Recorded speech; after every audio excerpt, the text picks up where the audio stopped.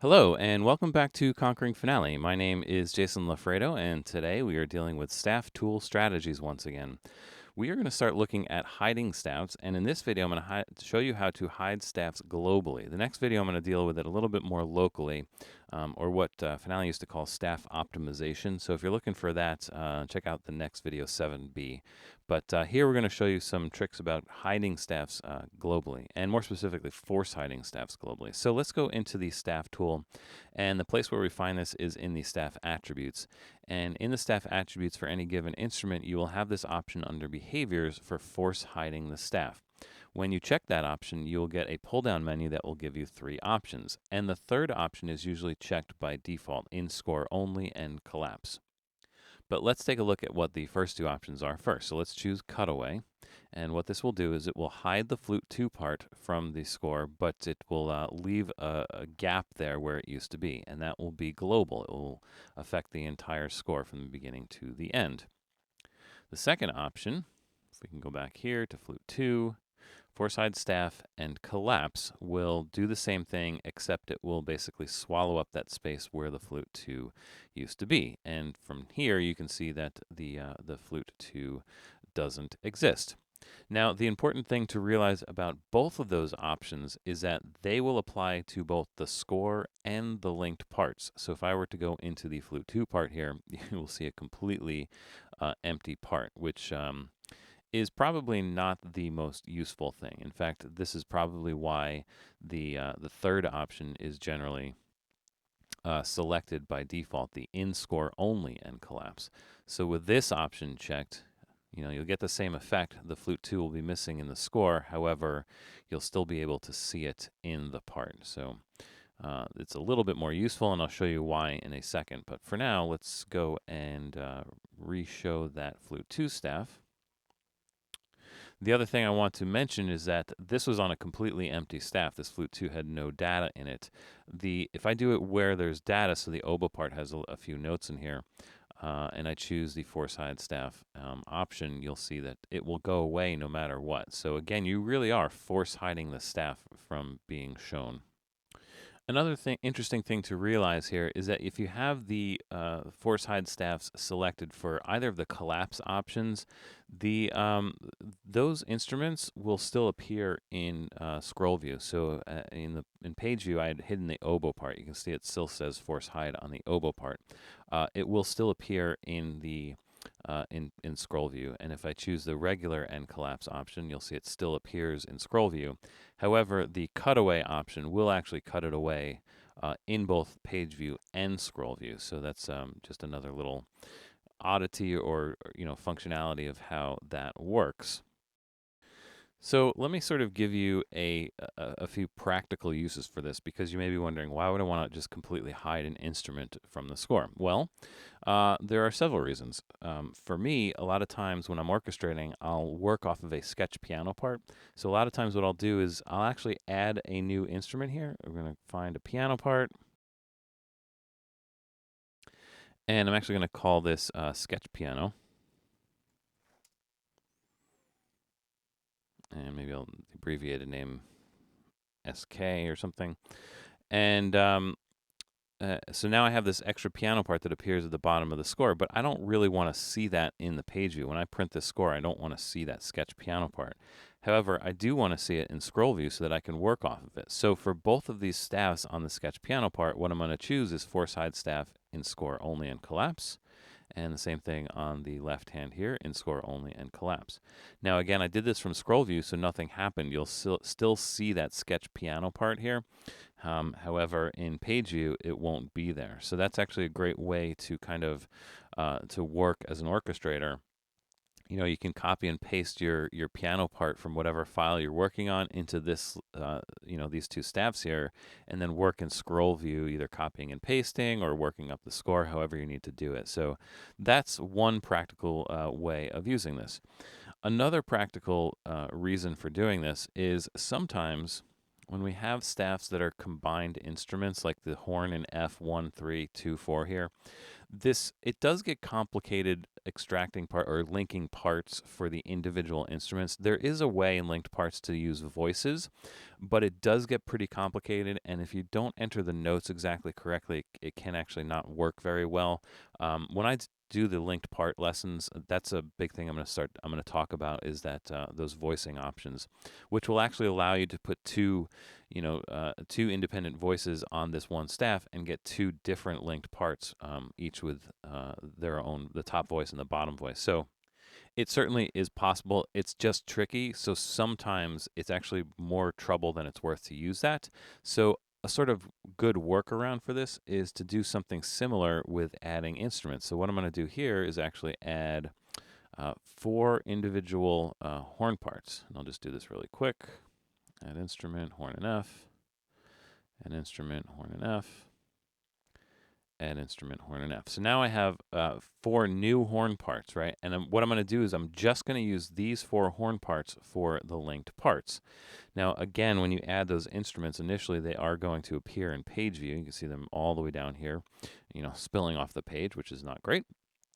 But we can just go in here, 4-side staff, and score only, right? And score only, which means they will appear in the parts. And I'm going to do this for all 4 of these horn parts.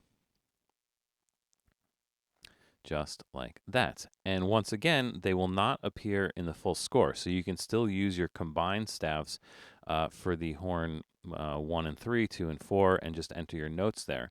And then when you're ready, you can go into scroll view and copy and paste the data into these 4 horn parts, and then just parse it out on your own so that you can get it, get it the way that you need it to. And then what you'll have is individual horn parts that only have those single lines. Now you'll still have the horn in F1-3 and horn in F2-4 linked parts here, but if you don't want them, it's easy enough to just go into Manage Parts and just select those combined staffs and just delete the part. And again, you'll have these 4 horn parts. And if this bugs you that it's all the way down here, you can use these arrows to move it into the appropriate order. I won't do this all the way. It'll take a little bit of time here, but you get the idea. And then those horn parts will be in the correct place, and they will appear in the correct place in your list here. Except I didn't move 3 and 4 yet, but you get the idea. So here's horn in F1 and 2, right? So that is another practical reason to use that force hide staff in score only. It is completely possible to use those voicings in linked parts. It's just tricky. And sometimes, if you get in a situation where you've put in the data in a certain way, it can almost be impossible to kind of get Finale to parse out the voices correctly. So sometimes this is a quicker solution than trying to redo what you did to make the voicings work. So now, if you've been paying attention throughout this series and have watched the videos on staff attributes and staff styles, you may realize that if force hiding a staff is a staff attribute, then we should be able to force hide a staff as a staff style. And if you surmise that, good for you, because you are correct. So, and Finale actually has some of these set up automatically. If I right-click here to pull up the list of staff styles, you'll see 2 here in the middle, number 12 and 13. Again, these are just right out of the box with Finale. Force hide staff cutaway and force hide staff collapse. And choosing these options will do just that, just for those measures of the that you choose as a staff style. So now you can see that the force hide cutaway option was chosen there. Or we could choose the force hide and collapse. There we go. And you'll see the flute 2 get swallowed up. Now, this could be useful if you really need to hide a line that actually has data. I'm not sure why you'd want to do this, but this would allow you to actually hide the staffs with data. In the next video, I'm going to start talking about hiding staffs in a different way, which is more preferable, but occasionally, if you really do need to hide a staff that has notes in it or something, this is actually how you would have to do it. And there are 2 meta tools for these staff styles, by the way. I believe H is the cutaway version, and D, the letter D, is the collapse version of that. All right, so H and D for that. Now, what's interesting about using this as a staff style is that you can actually do it for partial systems too. So if I select just 3 bars here and press either H or D in this case, because it's not going to matter, because it's not going to be able to collapse, right? It's not going to be able to collapse if there's other measures here. So I just pressed H to get the collapse version, and you'll still see the flute 2 part because there's notes here, or there's measures here to still to still show. But you can hide those measures from just those 3 measures. And normally, the way this is set up, you'll see if the measures you're hiding are within a group that draws the bar lines through them, the bar lines will keep drawing through. However, this can be changed if you want a different look. I'm just going to double click this to edit this particular staff style for the force hide staff cutaway version. There's this option here to break bar lines between staffs in this staff style, and it's unchecked. But if we check this option, what that will do is it will actually change that staff style so that it now actually breaks those bar lines. So now you can see you can just get a whole gap here if you really want to do that for a specific purpose. That would be how you would have to edit that particular staff style to get that. Just make sure that the break bar line between staffs is definitely checked here, and you're good to go. And one other cool thing that you can do with this if you want, if you select an entire measure stack, so let's say we just select all of measure 6 here and go back to the staff tool and press the H key to invoke the hiding staffs or the force hide staffs, you can see that you can actually, put a gap right between the measures here. So that's another interesting aspect of doing this. And of course, the one that I chose here had that option checked for break bar line between staffs. So you can see that's why, in this case, all of these bar lines are broken. Actually, if I'd done the other one, let's try the other one. I hadn't changed that option, so now all of the group bar lines are drawing through appropriately. So just a few little options about doing that. And then finally, one last thing I'm going to talk about. Let me just go back into scroll view. There is a way, it's called staff sets.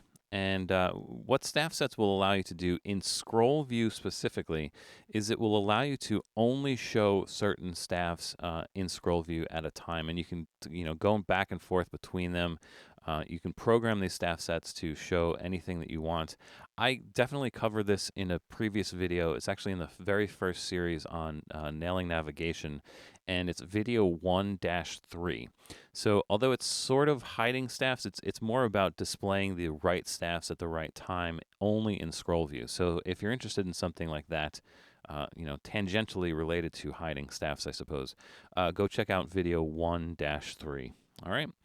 And so yeah, so that's globally hiding staffs in Finale. And the next video I'm going to talk a little bit more about how to, a better way to locally hide the staffs on a system by system basis. Not so much useful in a orchestral score, but definitely useful when you're doing chorus and vocal type of music. So definitely come back for that. All right, so once again, thanks for watching. I appreciate it, and don't forget to subscribe, and I will see you soon on the next video.